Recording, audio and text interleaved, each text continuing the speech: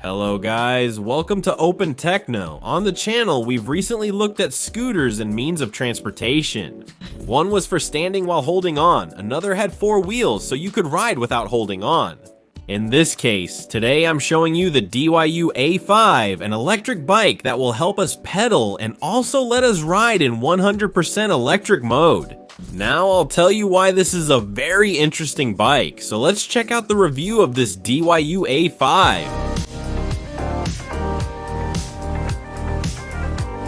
First, let's look at its dimensions. 1 meter and 2 centimeters tall, 1 meter long, and 0.5. That's half a meter wide at the handlebars. Why am I telling you this? Because it can also be folded. It comes in a small box when it's shipped to us, a very compact box. Because the handlebars can be folded down this easily. And then the bike, as you will see, has a latch here in the middle, which allows us to fold it completely. As you can see, this leaves us with practically half of the bike, so it's going to be very compact to transport. Its weight, moreover, is really not bad at all. This electric bike weighs 22 kilograms, which honestly isn't much. As you can see, you can maneuver it even when it's stationary quite easily. It's true that if you have to carry it by hand, it's going to be a bit heavy. But honestly, for what we might need day to day, like putting it in the car, taking it out, and so on. Since it's quite big, it fits better than a scooter, and honestly, the size is really good. The bike is made for people even over 1 meter 80. I'm 1 meter 82 tall, and I'm going to pretend to get on. You'll see that it fits me really well. I do have, it's true, the handlebar raised all the way up. The seat could actually go up a lot more, but here honestly, I have a pretty comfortable position. As I said, it's 1 meter long, which isn't much. But for a bike to get around the city, which isn't meant for off-road use, it's more than enough because it's very maneuverable and you can almost turn on the spot. On a bike lane, I've managed to turn around without stopping, and with a mountain bike with big wheels and all that, you couldn't do that. This is an urban bike. As I mentioned in the introduction, this bike is an electric bike. We have a 350 watt motor in the rear with a peak power of up to 500 watts. What does this allow us to do? Well, together with its 7.5 amp battery that we have right here, it gives us a range of 60 kilometers or even more than 60 in 100% electric mode. Although this is also a bike you can pedal, the idea is that we can use it while we're pedaling, that it helps us as we go. In the case of moving in 100% electric mode, the maximum speed will be 23 kilometers per hour. It's limited to that point, and if we pedal, well, we can pedal up to about 25 kilometers per hour with the help of the electric motor.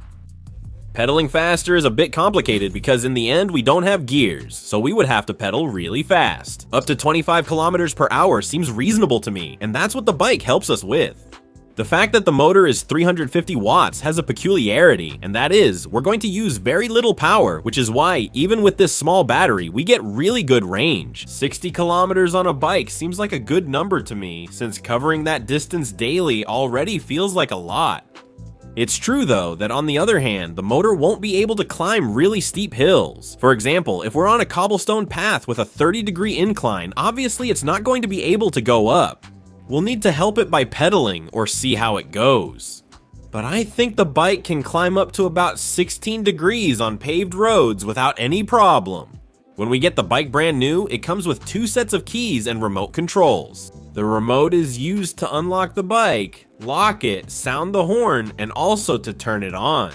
As you can see, the remote has 4 buttons, 1 to unlock, 1 to lock, 1 to sound the horn, and 1 to turn on the bike. What is the key for? Well, it's very simple. We lift the rear seat, which is very easy to do. With a little lever, we disconnect the power cable and use the key to unlock the battery. And we could take it home with us, for example, if we want to charge it and leave the bike on the street or whatever we need. Afterwards, we lock it with the key and that's it. The charging port is also on this side, and the bike is charged with a charger that comes with it, which takes about 4 hours to fully charge. It's true that this depends, of course, on how much battery we've used. Normally, since I don't want to get stranded, I use about 70% or 75% of the battery, and it takes me a little less than 4 hours to charge it. I have the whole battery fully charged. What's the cost of traveling these 60 kilometers? Well, with a normal electricity rate, I've estimated that it's about 4 or 5 cents at most for 60 kilometers, which is completely insignificant compared to what it would cost us to travel by car. You can see in the back that we have a seat. Besides carrying objects, which I hope will be its main use, it can also be used to carry a second person. As you can see now in the footage, we've ridden this bike with 2 people. It moves smoothly, and it reaches a steady 22 kilometers per hour on flat ground. So honestly, it's really good in this aspect, but it's also true that if the person is big, they're gonna have a bit of a hard time. For example, it's suitable for a child or an average height person, but you can still ride it comfortably. It surprised me because you can even put your feet on the bolts of the rear wheel, and it's not bad at all, but still, only for short trips. A very positive thing about this bike is that we have spring suspension under the seat. So when we go over bumps, since the seat is very soft and has springs, it's almost like riding on a cloud. Also, on the front wheel, we have a suspension that, although it doesn't have much travel, it's not a mountain bike either. It's true that for city riding and absorbing bumps, it'll handle well and stay comfortable. We have 14-inch wheels that obviously, compared to a mountain bike, are going to give us less stability. That's why I said from the start, this is an urban bike. It's not meant for dirt paths because it will be unstable, but it's true that in the city, it's going to move very well. The bike lane is its natural habitat. I'll now demonstrate what happens when someone tries to steal the bike. I've locked it right now, and if I try to move it, you'll see that it beeps and the back wheel locks up. With that regenerative braking, it stops, so we wouldn't be able to take it or steal it. If we carry it by hand, sure, but if we try to move it like this, no, we won't be able to. Then we start it up, and let's take a look at the front part. We have both front and rear lights, which I think is great because they're very visible. Also, when we brake, the rear light lights up and flashes. It's really good, it's very visible at night, and then we have a horn, which I don't really like the sound of. It's kind of electronic. Then on the screen, you'll see that we have 3 indicators. At the top, the current speed. In the middle, we'll have the odometer, the current trip since we turned on the bike. We'll also have the battery voltage and an error indicator to detect any problem with the motor or any part of the bike. On the right, we have the throttle, which is pretty much like the one on a motorcycle.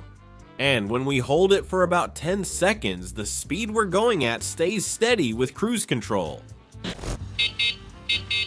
Of course, we have a kickstand, and I should mention that we could also get an additional battery or buy a version with a higher capacity battery for more range. This one seems perfect to me, and I believe it's the one coming to Europe, so I wouldn't make it more complicated. We get 60 kilometers of range, which is impressive. And besides, we could also pedal a bit ourselves and increase this distance. Also, the 25 kilometers per hour top speed allows us to ride in this type of city in Europe because the speed limit is what makes it possible. I'm not sure what the situation is with the throttle in other countries. In Spain, I don't know if it's allowed, so you have to be careful and especially highlight the brakes. What I really liked about this bike compared to scooters is its disc brake system, which allows us to stop the bike very quickly in an emergency. We slam on the brakes. It has very good braking power. The tires are very soft, they grip really well, and we're going to stop almost instantly. Now, regarding my experience, as I mentioned before, I would use it for city riding. I've already done 100 kilometers with it in the city, and it moves really well.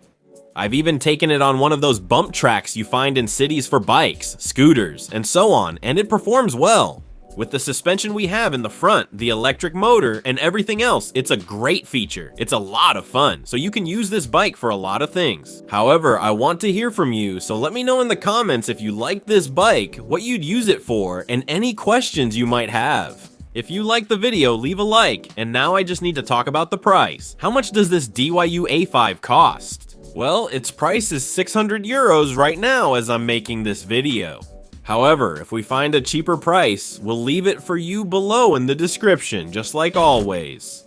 So with that said, I hope you liked the bike, I hope you liked the video, that you found it interesting, and I'll see you in the next one. Goodbye!